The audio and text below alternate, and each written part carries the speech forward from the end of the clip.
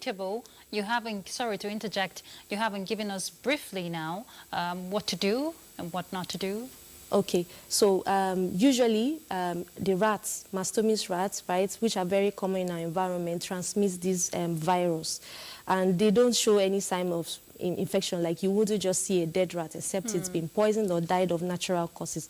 So it's very important that people cover their foods properly, right, keep their environment clean, ensure that they don't also eat food that has been contaminated with the feces or urine of rats.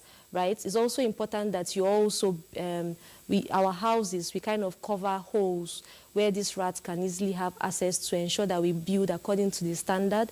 And we also set traps for these rats.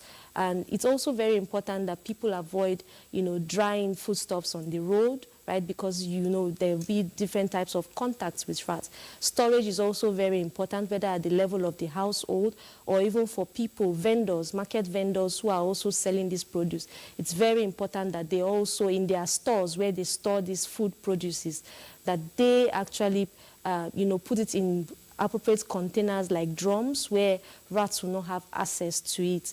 And where these rats have also contaminated this foodstuff, we advise that people do not consume such food. I wanted to ask you if it's okay to eat it. We see people eat rats.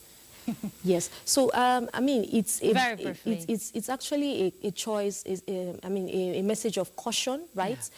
Because even though we know, like, even the chicken that we eat and even the goat meat or sheep, they have also diseases that they transmit to humans.